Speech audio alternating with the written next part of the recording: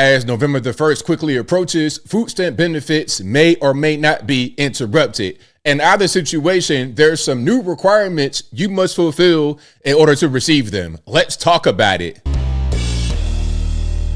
How's everybody doing? My name is Anthony Brian Logan, and today we got to talk about food stamp benefits potentially being cut off come November the 1st if the government remains shut down. Now, this whole thing, the government being shut down, started on October the 1st. So it's been going on for quite a long time. And the conflict is over free healthcare for illegal aliens. Republicans don't want that. Democrats do. So Democrats did not agree to government funding bill. Therefore, the government has been shut down.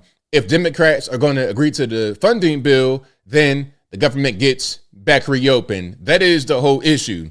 This is going to affect the entire country when it comes to certain things that the government funds, like TSA and the military, etc. The biggest issue, however, is the food stamp benefits, judging by the comments online. I've seen people talking about, oh, I'm a steal, I'm a rob, all this, that, and the third. Now, some states are trying to avoid any kind of civil unrest by funding the food stamp benefits themselves. I saw at least one announce this, and that was Virginia. Now, I don't know if your state's going to do it or not. I would say call your local people, your mayor, your House reps, senators, governors, and see what they're going to do. In either situation, however it goes, there's going to be some requirements from the federal government if you are to receive food stamp benefits that are going to be new and different, including a work or a school or volunteer requirement. Now, before I go any further, let's get into the actual clip. Of course, I will link to this in the description. If you're on IG, Facebook, etc., visit the link in the bio, go to the corresponding article on the website. But without further ado, let's go ahead and roll it. And changes are coming for Americans who depend on SNAP benefits to be able to eat. Fox 5's Antoine Lewis has more on how the critical food program is being impacted. Every family, every meal, food is justice, food is real. Demonstrators rally on the Lower East Side in protest of forthcoming federal changes for those receiving government assistance to buy food. As part of the president's Big Beautiful Bill, Americans in the Supplemental Nutrition Assistance Program, or SNAP, will now have to prove they are working, volunteering, or enrolled in an education program for at least 80 hours a month. Let's pause right there. I see no issue with that. 80 hours a month, that's 20 hours a week. And from what I was reading, 82% of people are already complying with that. Because again, you got to be working a job at least 20 hours a week, or volunteering 20 hours a week, or going to school 20 hours a week, 80 hours a month. So you can cut it up. Okay, you might do 40 hours and be off a whole week, do 40 more off the whole week. That's your 80 right there. And again, 82% of people are already complying with those standards. Or risk losing their food stamps or SNAP benefits altogether. 34-year-old Anthony Pearson, among those who are concerned. How can I work 80 hours if I have children? I have to pick up my children from school and I have to take my kids to school. How am I going to work that many hours? It doesn't make sense. Bro, I don't understand. Like, my mom did it, my dad did it. Everybody does it. It's not a big thing. Why can't you do it? Molly Wasso Park, commissioner for the New York City Department of and for the record, my parents were never on any kind of government benefits. Social Services is calling the change problematic. So for somebody who's working a shift job, somebody who's working in the gig economy, that can be very, very challenging. A home health aide, for example, whose client goes into the hospital and so doesn't work for a week, that could impact her ability to receive SNAP for the month. Park and other social services officials also have their backs against the wall to get the word out. The changes go into effect November 2nd. They gave us 30 days to put these new requirements into place. So it's very challenging for the agency, and it's going to be very challenging for recipients as well. I've never seen people so happy in our country because of that, because so many different groups of people are being taken care of. But not everyone agrees. It's a $200 billion cut nationally to SNAP. And SNAP is really a lifeline for so many families. Elizabeth McCarthy is president and CEO of the Community Food Bank of Central New Jersey, one of the many tri-state food pantries helping families that are facing food insecurity. I think people have this misnomer that people on SNAP aren't working. About 82% of people on SNAP are working already.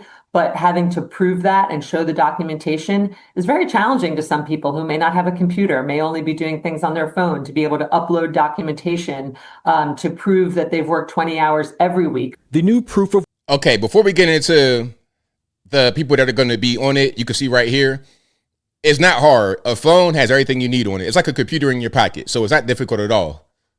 work requirement applies to SNAP recipients 18 to 64 and now includes the homeless, veterans, those aging out of foster care, and parents with children 14 and older. So let's go back to the requirements. I mean, I don't see what's wrong with it. We're not including senior citizens. We're not including disabled. What's the problem? And if you got kids under 14, I guess you would be exempt. I'm not understanding because it says parents with kids under 14. I don't understand how that works. Maybe the food stamp benefits would go to the kids.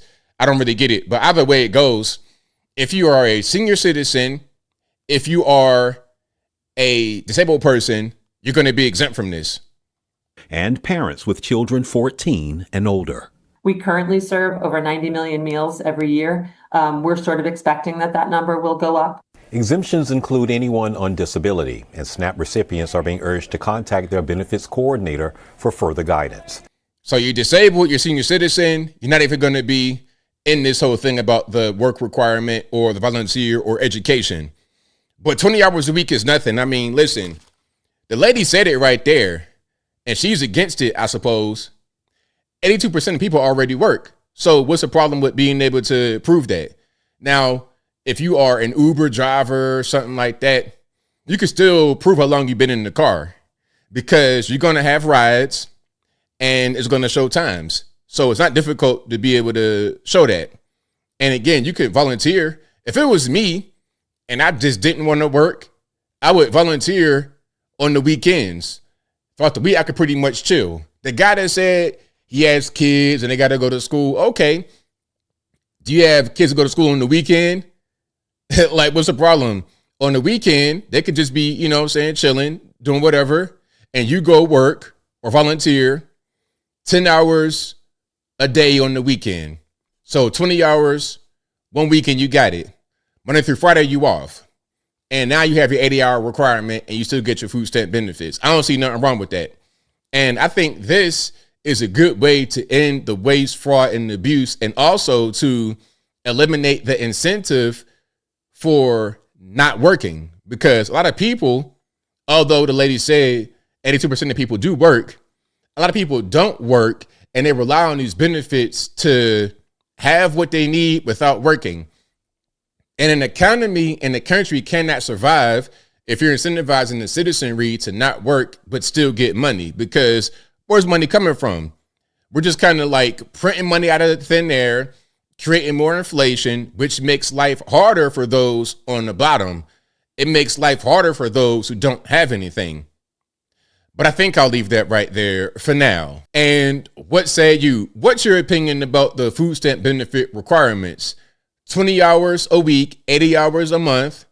You got to have a job or volunteer or be enrolled in school. I don't see nothing wrong with that. And if you are a senior citizen, you're disabled, it don't even apply to you.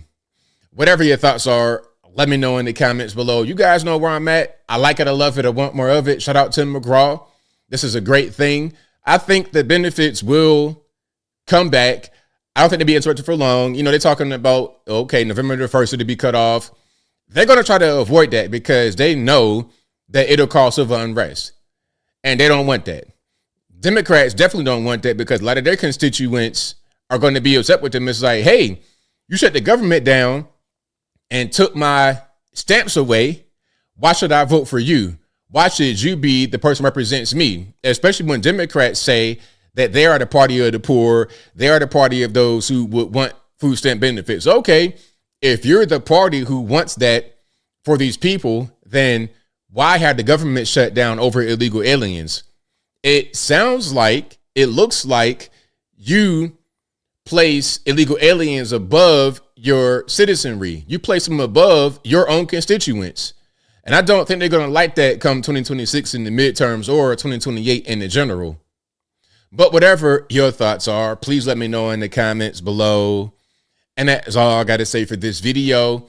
If you like what you heard, please comment, rate, share, and subscribe. Peace.